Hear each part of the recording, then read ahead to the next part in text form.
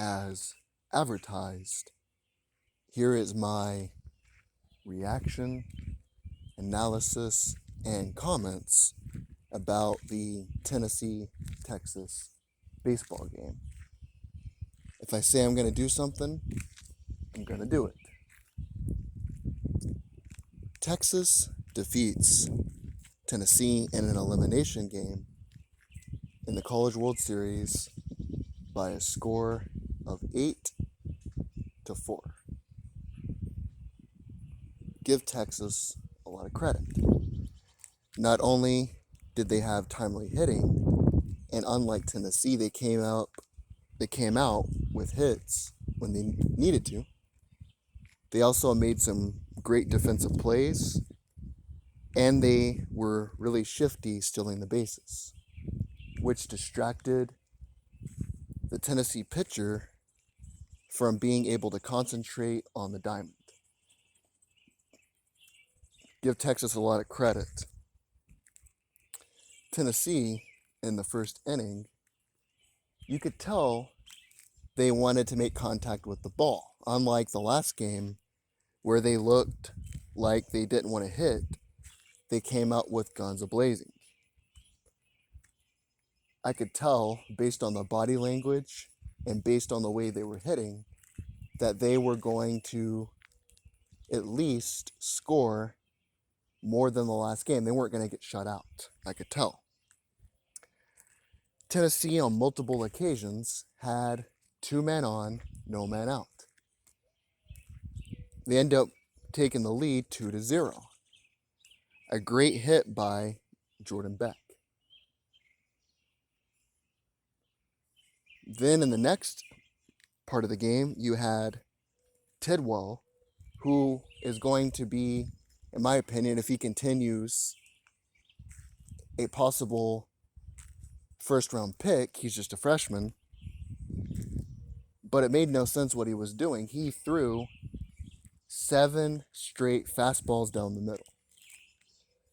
To a team like Texas, whose at least their first 3, I don't even remember, but I know at least they're top of the lineup. Their top 3 hitters are over 300.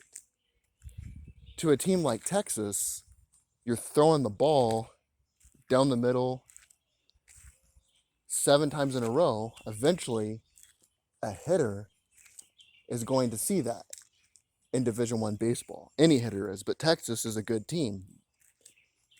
And he smashes it over the plate.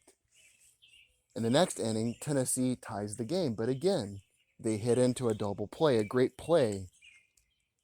Texas made 2 or 3 amazing plays in the game. You got to give them credit. The catcher on one of the plays, he puts his foot on the bag, and then he throws the ball and gets a double play. That's just a great play.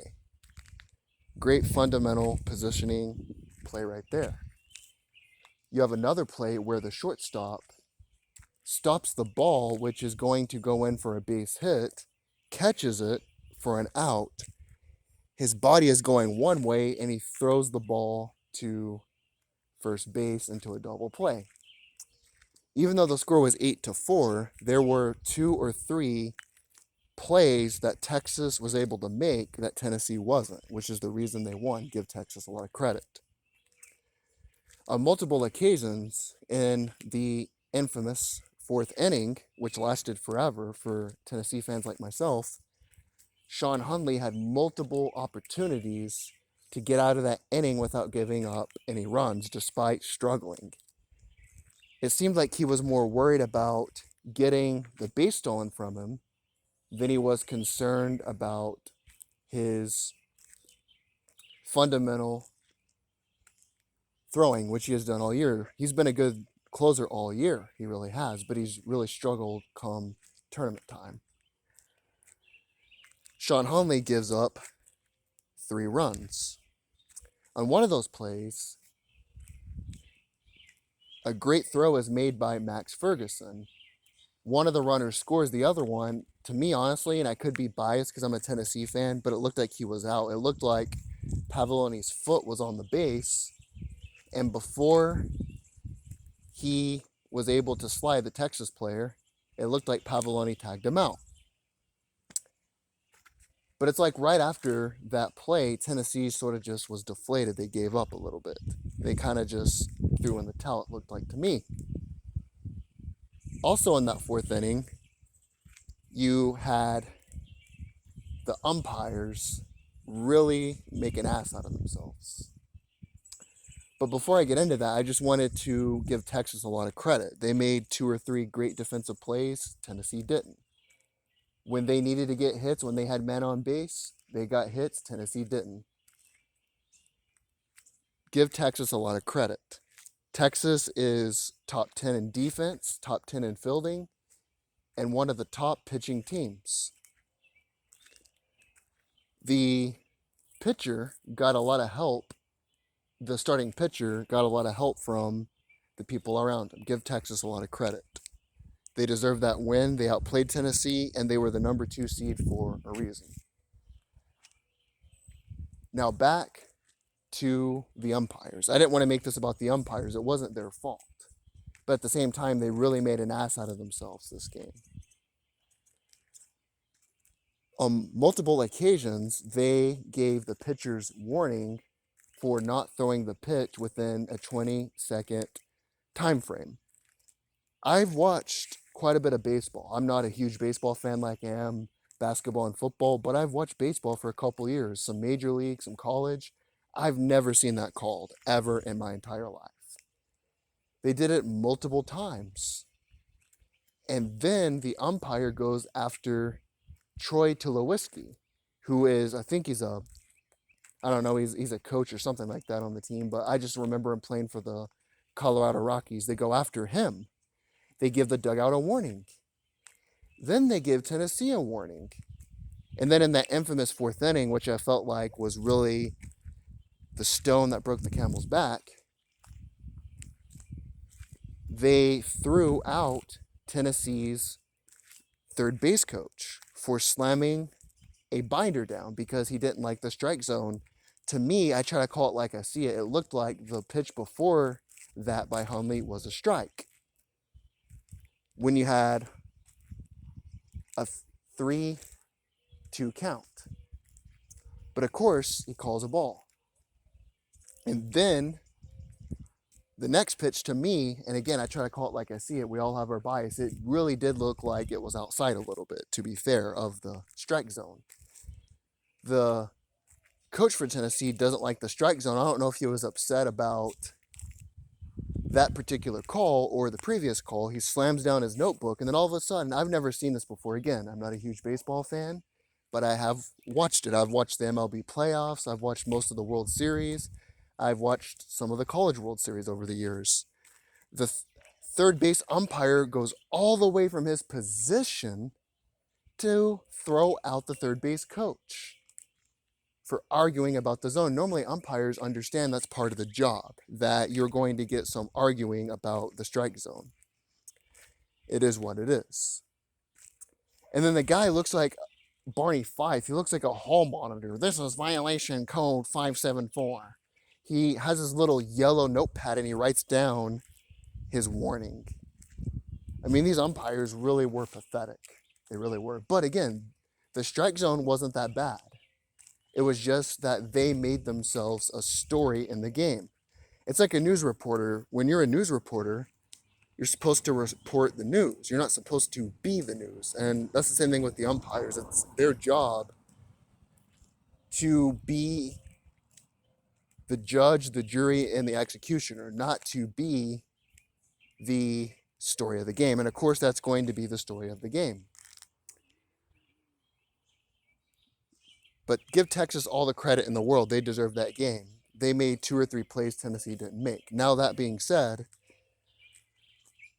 Tennessee is going to lose 7 of their 9 players in the lineup. The 2 players returning are Drew Gilbert and Jordan Beck. You also have some pitching that is going to return. Blade Tidwell, as I mentioned earlier, is only a freshman, so he is going to come back. Chad Dallas is a junior. He's going to return. Will Heflin is a 5th-year senior. he's going to move on to greener pastures. But you have some pitching talent returning next year. You also have the number one recruit who is committed to Tennessee. He plays somewhere in Tennessee in high school right now. He's the number one pitching recruit. Dave Van Horn from Arkansas really wanted him, but you have him returning. Behind the scenes right now, you have Tony Vitello's agent, Jimmy Sexton, who not only is trying to get a bigger paycheck, rightfully so, but he's also trying to upgrade the facilities in Lindsey Nelson Stadium.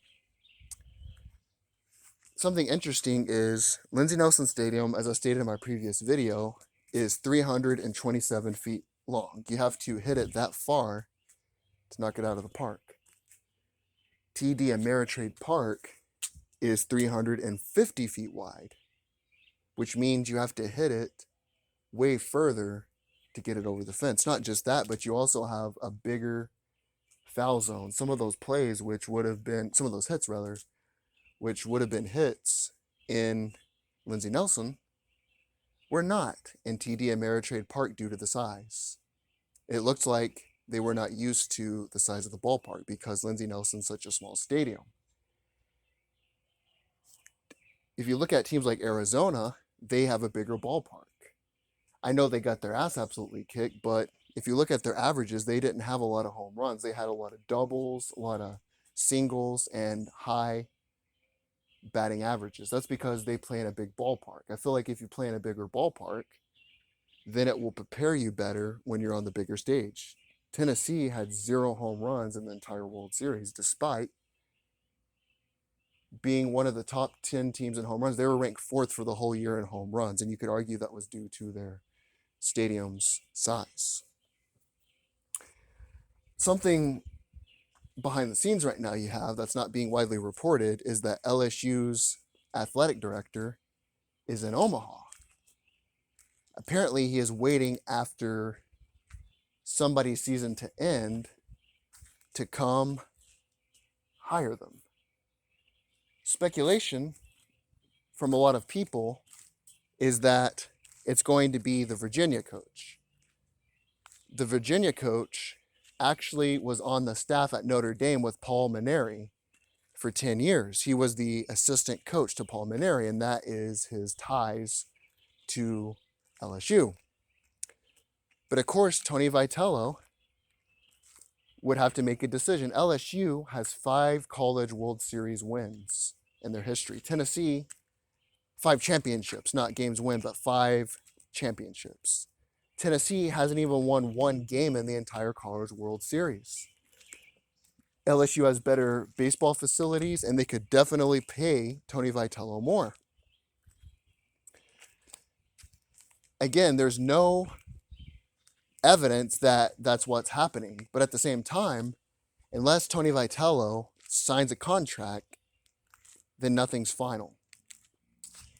What's taking place right now, not only does Tony Vitello want a larger contract, rightfully so, he also wants to upgrade the facilities. He wants more fans to be able to go in the stadium. They want a better fan day experience and to put more money into the baseball program.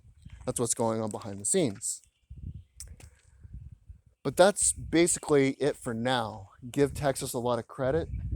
They stole bases at the right time. They were able to hit the ball at the right time. They were able to throw Tennessee off their game. And they made some amazing defensive plays. I think Texas has a chance to go all the way this year in the World Series. They have a lot of potential. But that's about all. Later on in the year, when it gets closer to football season, I will have a football preview for what it's worth. Go Vols. That's about all.